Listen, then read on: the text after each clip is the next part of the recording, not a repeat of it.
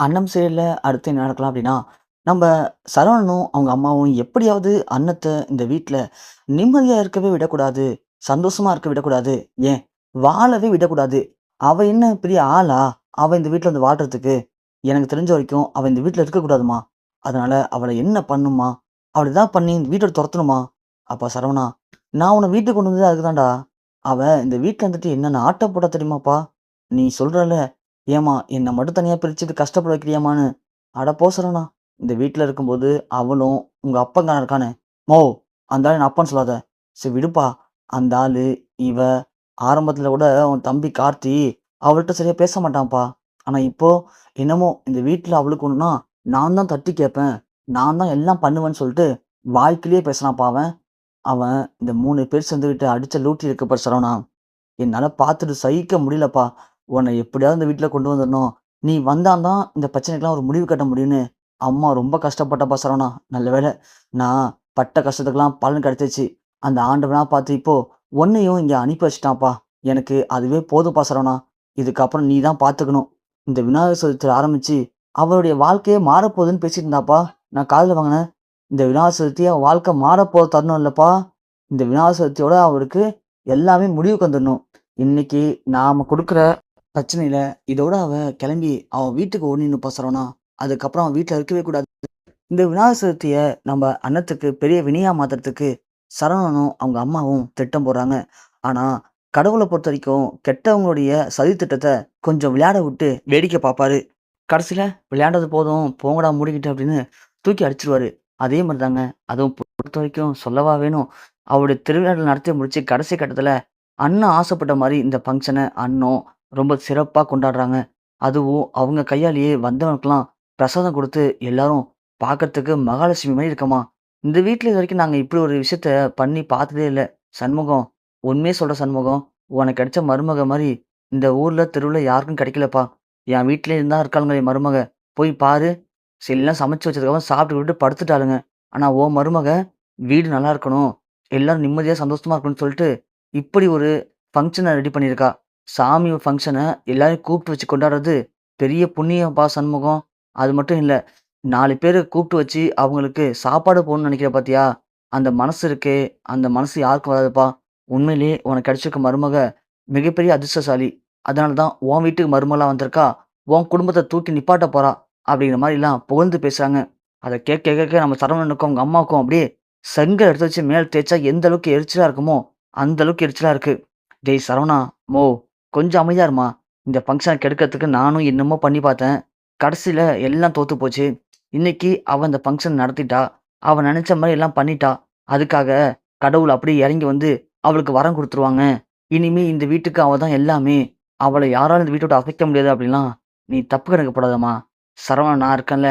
நான் உள்ள வந்துட்டாலே பிரச்சனை ஆரம்பிச்சுன்னு தாம்மா அர்த்தம். நமக்கு புடிச்சவங்க வாழ முடியும். நமக்கு பிடிக்காதவங்க சுத்தமா இருக்கவே முடியாதும்மா. அந்த அளவுக்கு இந்த சரவணன் என்ன பண்ண போறன்னு மட்டும் கொஞ்சம் பொறுத்திருந்து பாரும்மா. நீ எதுக்கும் கவலைப்படாத. அவள என்ன நான் ஆக்கப் போறேன். அவ எப்படி இந்த வீட்ட விட்டு என்னால வாழ முடியாது. நான் எங்க வீட்டுக்கே போறேன்னு சொல்லி எப்படி ஓடப் போறான்னு மட்டும் பாரு அப்படின்னு சரவணன் சொல்லிட்டு வீட்ல உட்காந்து யோசிக்கிறான். இந்த அன்னத்த என்ன பண்ணலாம்? ஏதாவது பண்ணி அவள காலி பண்ணியே ஆகணும் அப்படின்னு. அப்பதான் கார்த்தி வரான். கார்த்தி வந்துட்டு, "என்ன அண்ணன்? என்ன பயங்கர யோசனையா இருக்கு? ஓ! விநாயகர் சதுர்த்திய அண்ணன் எதிர்பார்த்த மாரி கொண்டாடக்கூடாதுன்னு என்னென்னமோ பண்ணணும். கடைசியில எல்லாம் வேஸ்ட்டா போய் கொண்டாடி முடிச்சுட்டாளே! இனிமே என்ன பண்ணலாம்? அவள எப்படி இந்த வீட்ட தொரத்தலாம்?" அப்படின்னு யோசிச்சுட்டு இருக்கியா? பார்றா! என்ன தம்பி? என்னப்பா? அண்ணன போய் இப்படி சொல்ற? ஓ! சாரிண்ணே, சாரிண்ணே. நீ இத விட இன்னும் மோசமா தானே யோசிப்ப. இந்த அளவுக்குலாம் யோசிக்க மாட்டல்ல? டேய் கார்த்தி! என்ன திமிரா? அண்ணே! என்னண்ணே! உன் தம்பி வந்துட்டு திமிரு இல்லாம இருக்குமா எனக்கு? இங்க பாரு! இந்த விநாயகர் சதுர்த்திய கொண்டாட விடாம, இந்த மாரி பிரச்சனை பண்ணது எல்லாமே உன் வேல தான்னு எனக்கு நல்லாவே தெரியுண்ணே. அதனால தான் உனக்கு அண்ணன் யாரு காட்டணும். அண்ணன் ஆசைப்பட்டானா, அது இந்த கார்த்தி இருக்கிற வரைக்கும் செஞ்சு முடிச்சுருவான்னு நிரூபிக்கணும்னு தான் இந்த ஏற்பாட நான் தான் பண்ணேன். நான் தான் எல்லாத்தையும் அரேஞ்ச் பண்ணேன். இப்ப மட்டும் இல்லண்ணே, நீ இதுக்கப்புறம் அண்ணத்துக்கு என்ன குடைச்சல் குடுத்தாலும் சரி, அண்ணத்துக்கு பின்னாடி அண்ணத்தோட புருஷனா, அண்ணத்தோட பாதுகாவலனா நான் நிப்பேண்ணே. இதெல்லாம் ஏன் தெரியுமா உன்ட்ட சொல்றேன்? நீ அண்ணத்த இந்த வீட்ட விட்டு தொரத்தப் போறேன், நிம்மதி இல்லாம ஆக்கப் போறேன்னு சொல்லிட்டு, பாவம் உன் வாழ்க்கைய விட்டு உன் மூளைய செலவு பண்ணி ஏதாவது யோசிச்சுட்டு இருப்ப. யோசிச்சு பண்ணுவ. ஆனா அது எல்லாமே புஸ்ஸுன்னு புஸ்வானம் மாரி தான் போப்போது. ஏன்னா, நான் தான் சொல்ட்டேனே, நான் இருக்கேன்ட்டு அன்னத்துக்கு. அன்னத்த தொடணும்னா, என்ன தாண்டி தானே அன்னத்த தொட முடியும். அதனால அதெல்லாம் விட்டுடுண்ணே.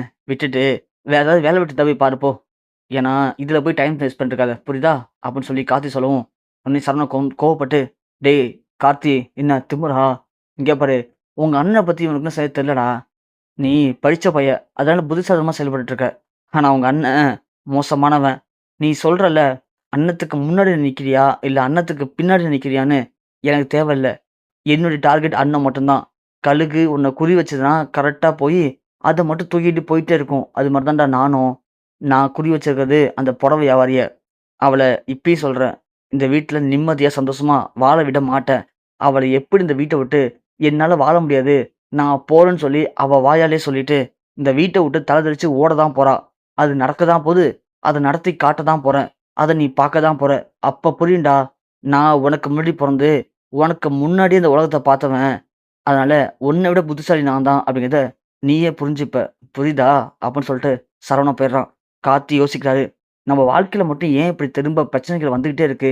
அந்த பக்கம் ரம்யா எப்படியாவது அண்ணத்த என் கூட வாழ விடக்கூடாதுன்னு என்னென்னமோ பண்ணிட்டு இருக்கா.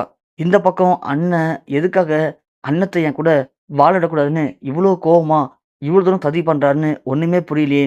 இவங்க மத்தியில நான் எப்படி அண்ணத்து கூட சந்தோஷமா வாழப் போறேன்? அண்ணன் வேற தான் மனசுக்குள்ள ரம்யாவ தான் நினைச்சிட்டு இருக்கேன்னு சொல்லி, அவ ஒரு பக்கம் தப்பு கணக்கு போட்டுட்டு இருக்கா. என்ன பண்றது? எப்படி அண்ணத்துக்கு நம்மளுடைய காதல புரிய வைக்க போறேன்? அப்படின்னு தெரியாம, இங்க கார்த்தி ஒரு பக்கம் குழப்பத்தோட இருக்காரு. இவ்ளோ குழப்பத்துக்கு மத்தியில ரம்யா, சரவணன், அண்ணத்தையும் கார்த்தியும் சேர்ந்து வாழ விடாம, இன்னும் என்னலாம் சதித்திட்டம் போடப் போறாங்க? அந்த சதித்திட்டத்துல கார்த்தி எப்படி அண்ணத்த காப்பாத்தப் போறாரு? எப்படி அண்ணத்து கூட சேர்ந்து சந்தோஷமா வாழப் போறாரு? அப்படிங்கிறத பொறுத்திருந்து பார்க்கலாம்.